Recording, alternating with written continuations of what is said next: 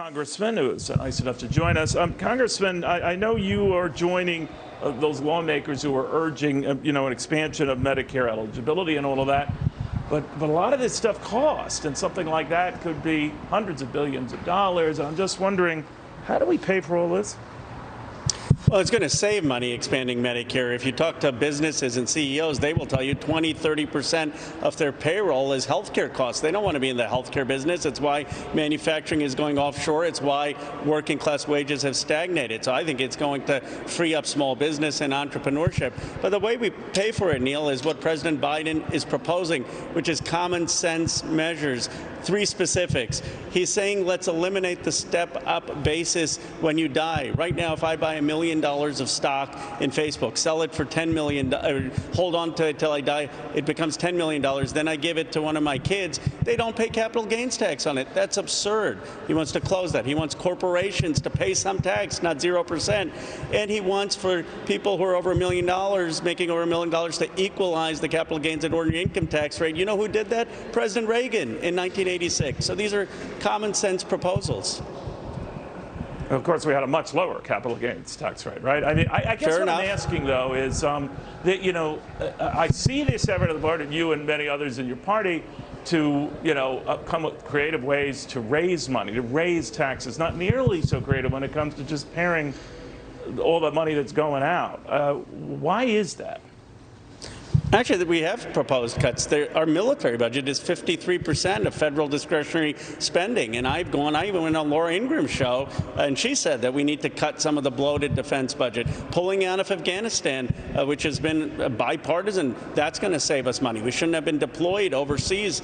And I do think we need to make sure that money going out is effectively spent. And if Republicans want to work with us to make sure that's happening, I'm all for that. But the key is, and look, Larry Summers, who's warned about inflation, he said that we can spend up to $5 trillion, that's Larry Summers, if it's productive investment, if we're building our roads, our bridges, providing internet to rural America, competing with China. Why aren't we talking about what China is spending? Look at what they're doing. We keep talking about the Chinese competitive threat. Look at what they're spending.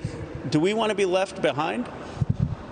Well, they don't run deficits and they don't have debt, right? So I guess what I'm asking you, Congressman, is if this keeps going at this pace, we won't be able to afford this. With all the tax increases and everything else the president's proposed on the rich and those 400,000 income and the capital gains thing and all that, for all of that, it is still little more than half the monies that are being appropriated to spend down the road. Is it fair to say, sir, that other people are going to have to start kicking in dough, not just the rich?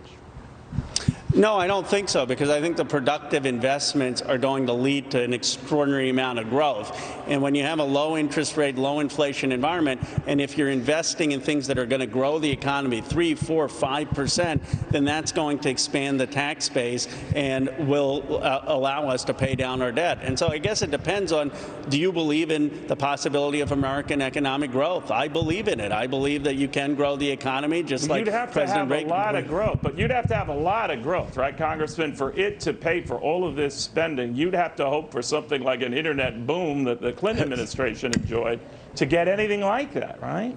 You'd have to hope for the type of growth we saw in the 1980s and 1990s, but I believe we can do it. I believe with AI, with quantum computing, with synthetic biology. If we have the internet go to rural America, think of all the millions of talented Americans who are not participating in the economy right now and don't have the opportunities, who would have those chances. I believe we can have 4%, 5% growth. And I guess if you don't believe that, if you believe in secular stagnation and you don't think America is going to grow, then you'd be more concerned. But I believe we're going to boom as a country. All right, we'll see. We didn't get that kind of growth during the Obama years. We didn't get that kind of growth, maybe a little more during the Trump years. So we'd have to go quite far back, right? But it's possible. I guess it's possible. Congressman Khanna, thank you very, very much. Enjoyed having you. Thank you. Appreciate it.